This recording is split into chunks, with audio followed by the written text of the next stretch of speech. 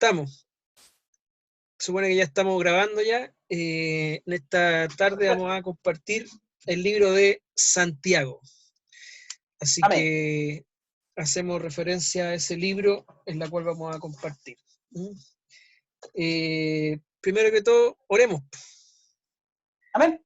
Para que el Señor nos guíe. Padre Celestial, Así buen es. Dios, gracias por esta oportunidad de poder encontrarnos, Señor, frente a su palabra, con nuestro hermano Pedro, para poder compartir, Señor, Amén. esta palabra maravillosa. Le rogamos que usted nos bendiga y nos dé la sabiduría necesaria para poder entender, comprender y sacar a la luz lo que usted quiere de su palabra. Gracias, Padre, en el nombre de Jesús. Amén. Amén. Perfecto. Gracias, Señor. El libro de Santiago. Bueno, escritor, ¿quién es? ¿Quién es el escritor de Santiago? Santiago. Santiago. ¿Ah? Según Santiago. claro. Bueno, primer dato hay que dar que Santiago se encuentra entre la carta de Hebreos y Primera de Pedro, como Hebreos y Primera de Pedro. Epístola. Claro, como primer dato interesante y donde poder llegar en la Biblia. Bueno, ¿quién es este Santiago? Lo primero tenemos que decir que Santiago era el hermano del Señor. Mismísimo Señor Jesucristo. O el famoso Jacobo, que en algunas traducciones, bueno, hay otros Jacobo, pero precisamente el hermano de Jesús. ¿Doy algún dato de este comentario? ¿Lo vamos intercambiando? ¿Ya? Bueno, mira, Perfecto. dice este comentarista del comentario de Santiago, primero dice y le hace alguna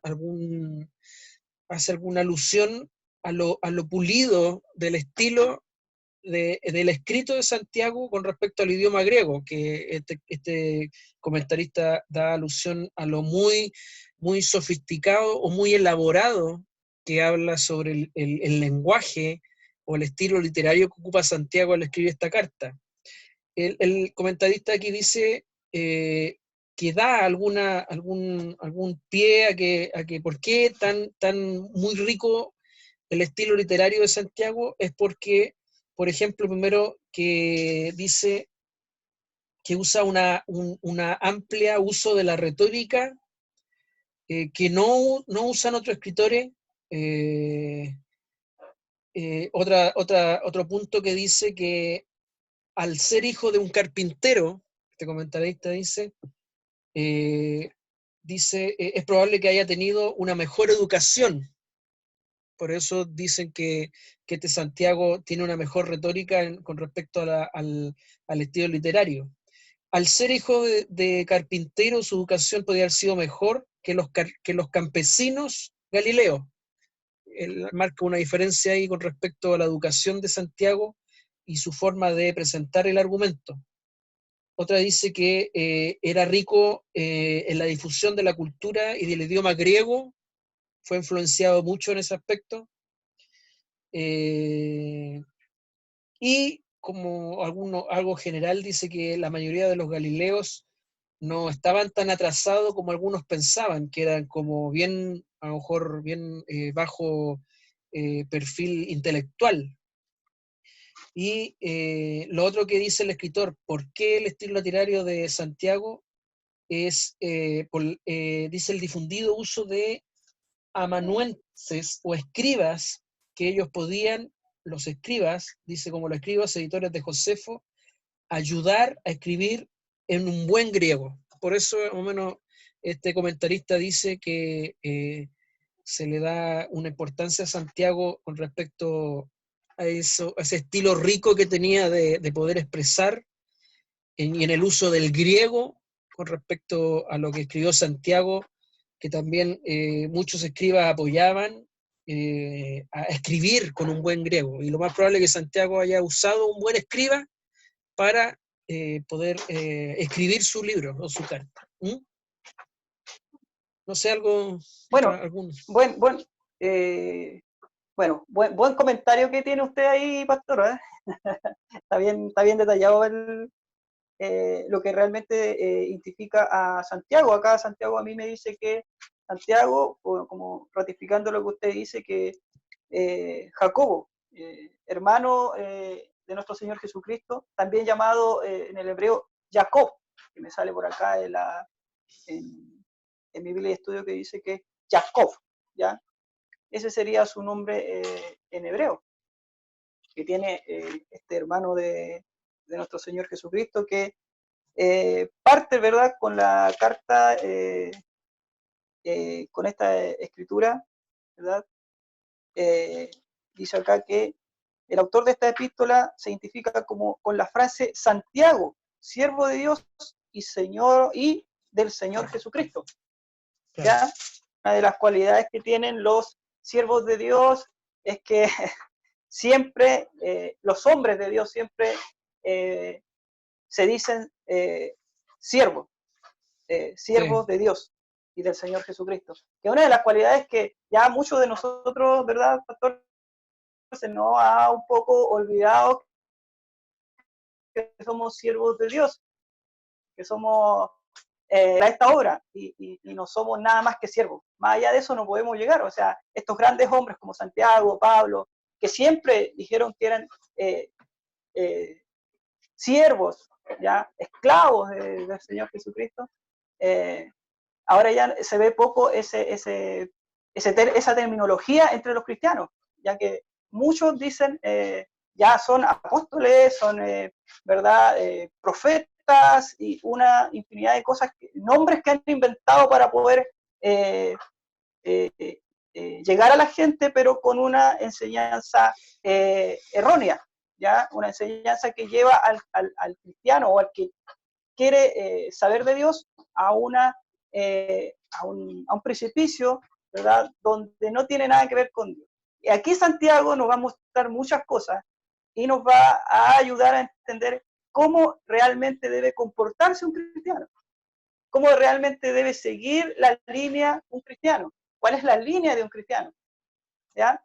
Este libro, con el pastor nos tomamos este libro, esperamos con la gracia de Dios que podamos eh, terminarlo y conforme a la voluntad de Dios y que Dios, ¿verdad?, nos ayude en este comentario, ya, estudio, no sé cómo le llamaremos, pastor, porque se nos ocurrió hoy día en la tarde, ¿verdad? Así que ahí vamos a ir hablando con otro pastor, vamos a ir viendo claro. vamos a ir un poco sacando a Santiago qué es lo que nos quiere decir la palabra de Dios por intermedio de este siervo, y que el Espíritu Santo también le ayude a usted a entender un poco más de la Escritura. Y es bueno que ahora que estamos en nuestras casas, ¿no es cierto, pastor?, poder Sí, tomar un libro y leerlo y desmenuzarlo. Esa es la idea que nosotros queremos con nuestro pastor, que podamos, todos juntos podamos leer este libro, ir también sacando mucha enseñanza, que esa es la idea de la palabra de Dios, que nos enseña, nos guía y también nos endereza y nos pega su palmadita, que de repente es bueno que la recibamos y que la recibamos con sabiduría. Aquí Santiago se viene con todo. ¿Ah? Aquí se viene con todo Santiago. Y ahí lo vamos a ver después cuando escuchemos y vayamos pasando por los distintos pasajes de este libro de Santiago. Amén, pastor. Si ya, comenzamos, sí, ya porque deja, ya con todo lo que tenemos, yo creo que ya los hermanos ya creo que ya están un poco claros. También hay que dejarle a ellos, a los hermanos, para que también investiguen, también corroboren lo que nosotros estamos diciendo, ¿verdad, pastor?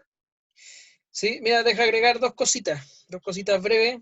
Amén, amén, sí. Una de que dentro de la carta vamos a ver mucho con respecto a la sabiduría, o un tema principal con respecto a la sabiduría, en la cual el escritor trata o trata de imponer con respecto a la palabra.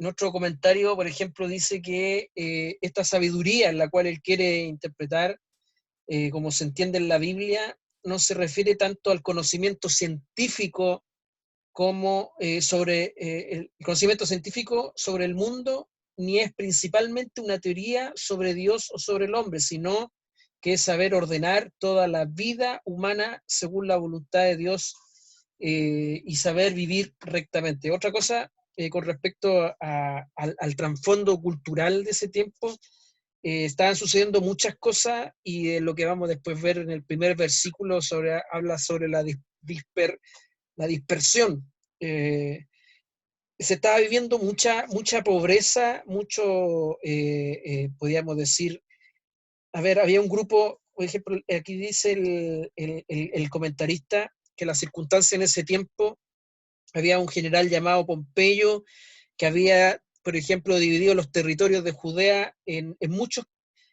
lugares, y muchos campesinos quedaron sin tierra, quedaron en la pobreza. Muchos campesinos que tenían sus tierras, con este tipo de hombres, como ejemplo Pompeyo, o por ejemplo Herodes el Grande, que llevó a exorbitante impuestos, muchos quedaron en quiebra y quedaron pobres. Por eso más adelante en Santiago habla sobre la pobreza, la riqueza y el obrar, el actuar, que la fe no solamente sea una fe teórica, sino también práctica y con respecto a la riqueza y la distribución de ella. Se produjo mucho resentimiento entre la gente, había mucho resentimiento. Habían sectores de sacerdotes muy ricos y habían sectores de sacerdotes muy pobres. Y los ricos empezaron a cobrar diezmos a estos sacerdotes más pobres, en donde no podían cumplir. Se ve la revuelta después en el año 70, donde hace la gran confrontación, que está el pueblo judío contra el ejército romano. Están por un lado los celotes. Hay una revuelta con respecto a estos grandes impuestos, en donde Santiago quiere apuntar a ese pueblo cristiano, a ese pueblo israelita o judío, que está siendo oprimido por un grupo de romanos por un lado y sacerdotes ricos, y toda esta confusión, diríamos, económica que se está viviendo en esos tiempos. Así que ese es más o menos el trasfondo cultural del libro, ¿no? Y nada, pues eso principalmente, y nos vamos de lleno al capítulo 1. Perfecto. Vámonos de lleno con este precioso libro y podamos ir entendiendo un poquito más la palabra del Señor. Amén. Amén. Partamos con la salutación. Pues. Dice Santiago, siervo de Dios y del Señor Jesucristo, a las 12 tribus que están en la dispersación. Salud, dice. La sabiduría que viene, sí, salud, ¿ya? Salud. Bueno, aquí ya parte con... Claro. Hay dos cosas que hay que acotar, que lo que tú habías dicho, Pedro, sobre el primero que habla Santiago, siervo de Dios. Qué impresionante es ver la escritura cuando comienza así. Como tú decías, es totalmente distinto cuando uno trata de colocar su pergamino o su currículum de oficio antes de cualquier situación. Ahí lo que prácticamente está diciendo Santiago, ¿saben quién soy yo? Un esclavo de Dios, no soy otra cosa. Claro, pues ahí vemos entonces, a este siervo de Dios que siendo uno de los 12 de nuestro Señor Jesucristo, él se nombra un siervo, él nunca sacó su título para imponer algo. Él siempre, si vamos a leer el Nuevo Testamento, vamos a ver que los siervos de Dios siempre, los hombres de Dios, los que siguieron a Dios, los que estuvieron con ellos, y recalco, los que estuvieron con ellos, nunca sacaron un título por delante. Y eso es lo que nosotros también tenemos que tener muy claro, que no podemos nosotros como cristianos estar poniendo títulos encima de la mesa para llegar a tener un estrado, se podría decir, o para tener más congregación, más fieles en nuestra iglesia, ¿verdad? Esto es simple, somos siervos de Dios, no hay nada más que hacer, somos siervos de Dios y tratamos, porque no somos, tratamos de hacer un trabajo que tampoco lo hacemos bien, ¿o no, pastor? Sí, pues siempre vamos a quedar cortos con respecto a las cosas de Dios.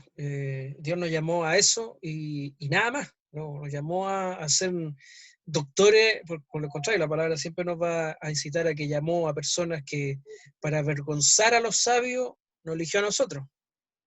Y nosotros tenemos Amén. que, y como siervo, el siervo tiene que, ya, cuando se refiere la palabra siervo, está hablando de esclavo, esclavo. Y un esclavo es la persona o el individuo que se tiene que someter a su amo. Y es el amo que está sobre la autoridad sobre este siervo. Y yo creo que ahí el Claro, apóstol Santiago, siendo hermano, y en algún episodio se leía que hasta ni los hermanos creyeron en Jesús, ahora vemos a este hermano creyendo y sometiéndose a este Cristo. Lo otro interesante sobre la dispensación que sale ahí, en el versículo 1, donde hace referencia que la carta parece que estuviese escrita a las 12 tribus nomás, según el comentarista aquí, dice que la mayoría de los judíos creían que 10 de las 12 tribus se habían perdido por siglos y que solo serían restauradas al final de los tiempos. Después dice, a todos mis hermanos y hermanas judías esparcidos en todo el mundo, la dispersión o diáspora incluía a los judíos en el imperio persa, al igual que en el imperio romano. No solamente eran 12 tribus de algún lugar específico, sino a varios. Y dice que algunos comentaristas dicen que el uso, que él usa el término simbólicamente para referirse a todos los cristianos como israelitas espirituales basados sobre la analogía de Primera de Pedro 1:1, etcétera, etcétera. Dice algunos comentaristas que aquí cuando dice que solamente a las 12 tribus es algo simbólico para referirse a un grupo mayor de cristianos. No sé lo que dice Primera de Pedro 1:1. Primera de Pedro, la leemos, pues, y para eso estamos aquí, para leer la palabra de Dios. Vamos a ver al tiro Primera de Pedro 1:1. Dice, Pedro, apóstol de Jesucristo, a los expatriados de la dispersación en el Ponto, Galicia, Capadocia, Asia y Bitinia. Eso es lo que dice. Está más que nada. Bueno, hay varias ciudades, Ponto, Galacia, fuera del territorio, diríamos, puntualmente judío. O sea, lo más Claro, probable, a los habitantes que estén ahí, está incluyendo, como dice a otros comentaristas, no solamente un grupo pequeño, sino a varios o a todos los cristianos como israelitas espirituales. ¿Ah? Así sí, que esa bueno, no, dale. ya, no, bueno, es que acá me sale otro, un comentario bien bueno y dice que, es que, bueno, refutando, o sea, afirmando lo que usted dice, pastor, escribe a los cristianos que vivían en Asia Menor, dice, actualmente Turquía, para darle ánimos a los que, o los que se identificaban como cristianos, como Cristiano. personas que vivían a la luz de su relación con Dios Padre, Dios Espíritu, Dios Espíritu Santo y Dios Hijo. Más que nada, claro, para los que estaban dispersos, cristianos que estaban por ahí, por todos lados, en pequeñas porciones, pequeños remanentes, él habla de esta forma. No, el salud que está ahí, no tengo ningún comentario, así que yo lo interpreto como un salud. Bueno, démosle, salud. Es como, más que nada, un salud, ¿no? ¿Cierto? Salud, démosle. Así. Démosle, entonces con el que sigue. Ya, y aquí Sabe, entramos ya con una, ¿verdad? Con claro. un título, ¿verdad? Aquí ya entramos con un título que dice la sabiduría que viene de Dios, ¿verdad, pastor? Sí, sí. Entramos de lleno a uno de los temas que Santiago procura o trata de traerle a la mente a las personas, que es la sabiduría. Hay otra traducción que tiene título Fortaleza en las pruebas. Lo más probable que haya tomado, claro, tomó los dos temas que salen ahí en un solo tema. Pero me interesaría, claro, deberíamos llevarlo en base al título que está puesto ahí, donde dice la sabiduría. ¿Y qué nos quiere hablar Santiago con respecto a la sabiduría que viene de parte de Dios? Leemos, ¿te parece? Leemos los dos primeros, el 2 y el 3. Perfecto. ¿Mm? Sí, amén. Lo leo entonces. ¿sí? Con título dice, la sabiduría que viene de Dios. Hermanos míos, tened por sumo gozo cuando os halléis en diversas pruebas, sabiendo que la prueba de vuestra fe produce paciencia, paciencia, paciencia. ¿Qué palabra, pastor? Claro, Paciencia. ahí vemos, por ejemplo, en esos dos versículos, yo alcanzo a leer una, dos, tres palabras o cuatro palabras que debería llamarnos la atención, en donde nos está hablando de gozo, nos está hablando de Gozo, pruebas, perfecto. paciencia, ¿Sí? a la prueba de vuestra fe produce paciencia. O sea, tres palabras que deberían llamarnos la atención Tres. con respecto a lo que está escrito ahí. Dice, bueno, está hablando específicamente a un grupo de hermanos, a cristianos, en la cual deberíamos tener sumo o mucho, yo imagino que ese Ujú. sumo es como mucho gozo, cuando halláis en diversas pruebas. Según aquel comentario, dice que las dificultades específicas que él menciona en esta carta son la carencia y opresión experimentada por los pobres. Como había dicho anteriormente, es lo que estaban viviendo muchos de ellos con respecto a lo que estaban viviendo. Altos tributos, eh, eh, persecuciones de parte de estos hombres, los sacerdotes que habían se hecho ricos estaban pidiendo sumas de dinero a los sacerdotes pobres. Había, como dice ahí, una carencia y opresión. Y ahí Santiago lo está refiriendo, es como algo bastante particular leerlo ahí. Tened sumo gozo cuando halléis en diversas pruebas de carencia, de opresión. Uno podría preguntarse al tiro, bueno, ¿y quién va a dar ese gozo? Claro, ¿verdad? ¿Quién es el que nos da ese gozo si no es nuestro Señor, ¿verdad? Sí, pues de algún lado tenés que sacar ese gozo, porque en medio de las pruebas o dificultades, lo que uno menos tiene es gozo. Es gozo. Oiga, pero la palabra como nos habla, ¿verdad?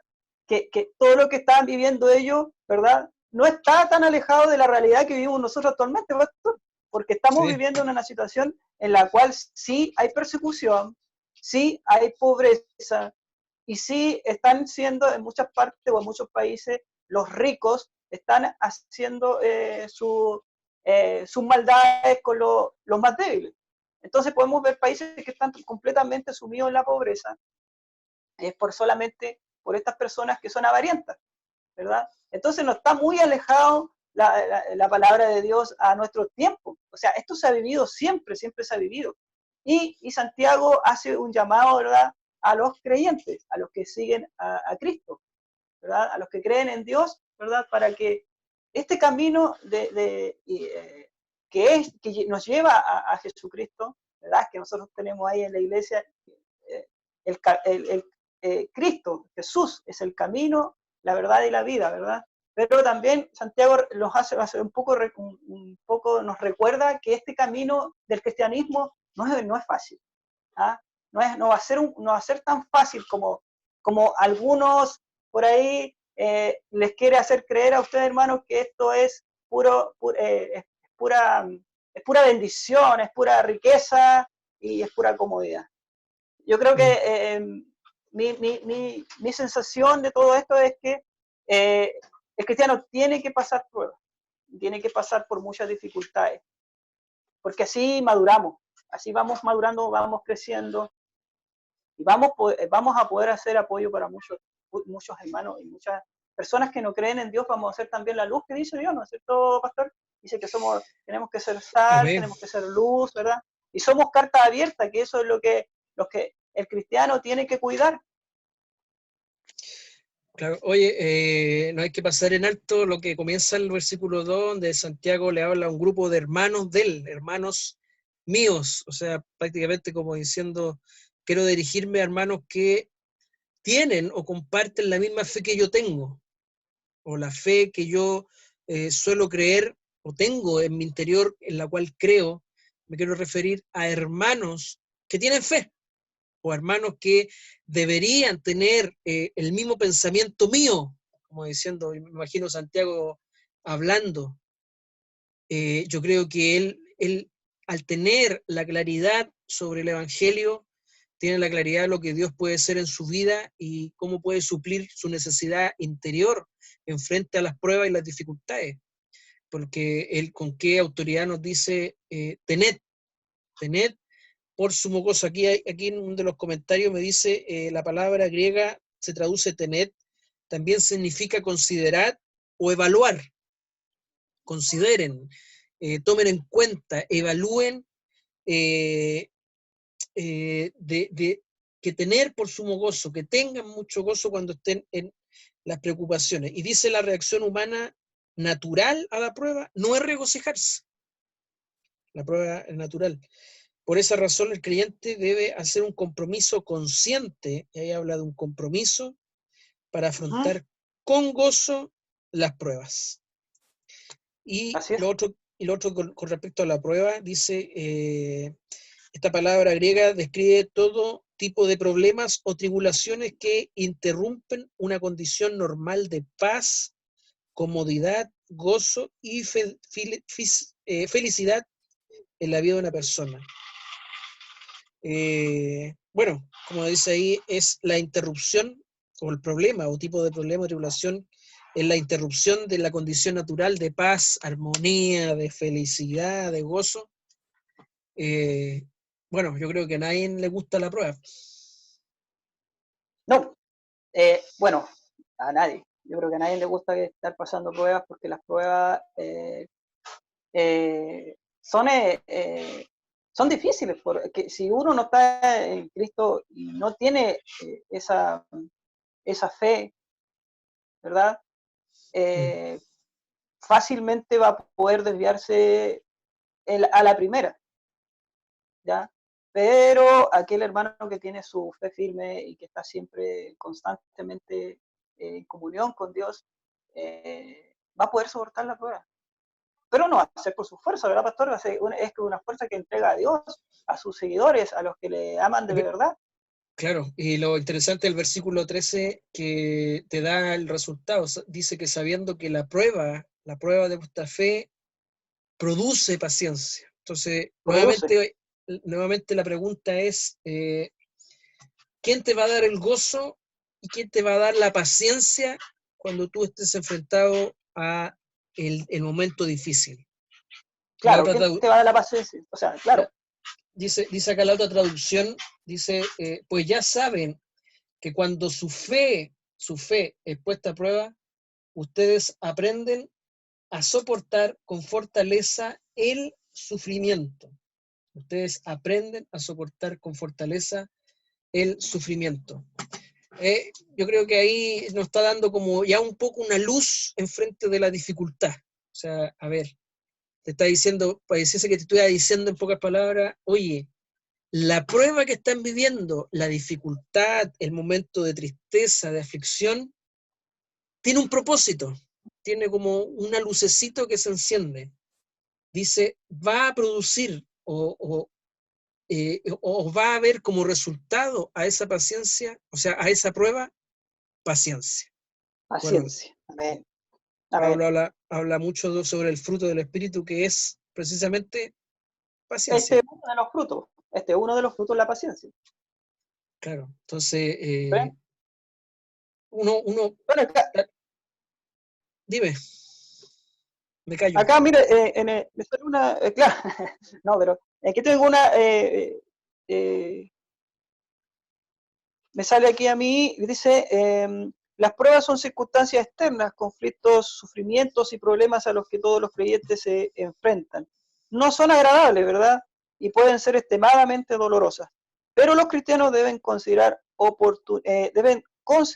¿verdad? Oportunidades para regocijarse.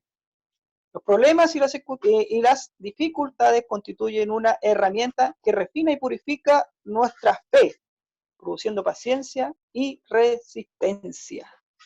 Los problemas y las dificultades constituyen una herramienta que refina y purifica nuestra fe. Mira qué este comentario lo encuentro muy exacto, ¿no? Que refina y purifica nuestra fe, ¿ya? Y al refinar y al purificar nuestra fe, que va produciendo paciencia y una resistencia. Cuando habláis de refinar, bueno, automáticamente uno lo asocia a lo que es los metales. Los metales, el oro, por sí, para hacer un buen metal, tiene que pasar por fuego, para sacar toda impureza. Al sacar toda impureza va cobrando un valor mayor. Y pareciese que fuese la comparación con respecto a la prueba, ¿no? La prueba es pasar precisamente por fuego para quitar o sacar toda impureza, como decía el comentarista que está diciendo tu Biblia, Pedro, y te lleva a una mayor consistencia como cristiano, porque te produce resistencia. Lo mismo que dice acá, con la paciencia se traduce mejor resistencia o perseverancia, que yo es lo que creo que el Señor quiere trabajar con cada uno de sus hijos para que el trayecto, desde una vez que se hace o se convierte al cristianismo, tiene que empezar a caminar como cristiano, tiene que vivir como cristiano, tiene que moverse como cristiano, y qué mejor escuela que la que el Señor da con respecto, con las pruebas, con un sinfín de situaciones. Bueno, es impresionante. Seguimos. Claro, para terminar, Sí. bueno, lo que realmente nos está queriendo decir estos dos versículos, ¿verdad? Que las pruebas, ¿verdad? O la prueba en este caso, o las pruebas, ¿verdad? Te llevan a un punto, ¿verdad? Ese punto dice Santiago que produce paciencia, ¿verdad? Eso es lo que nosotros deberíamos recalcar ahí en nuestras Biblias, ¿verdad? Paciencia, ¿ya? Y rematar un poquito más de lo que decía el pastor, ¿verdad? Que refina y purifica, ¿ya? Eso es lo que hace Dios con su palabra. Eso es lo que hace Dios, que a nosotros los va sacando, refinando, moldeando, cada vez va sacándole más brillo, ¿verdad? A nuestras vidas, y así vamos sacando todas las impurezas, ¿verdad? Eso es purificar, ¿ya? Y así nuestra fe se va afirmando, se va endureciendo, el cristiano va tomando fuerza, ánimo, y puede caminar más tranquilo, más confiado. Así va uno confiando más en Dios, porque va viendo la mano de Dios en la vida, en la prueba que uno va pasando, en el trayecto, en el camino que tenemos nosotros como cristianos. Pedro, se nos acabaron los 40 minutos. Perfecto. Pero continuamos. Espera un segundo.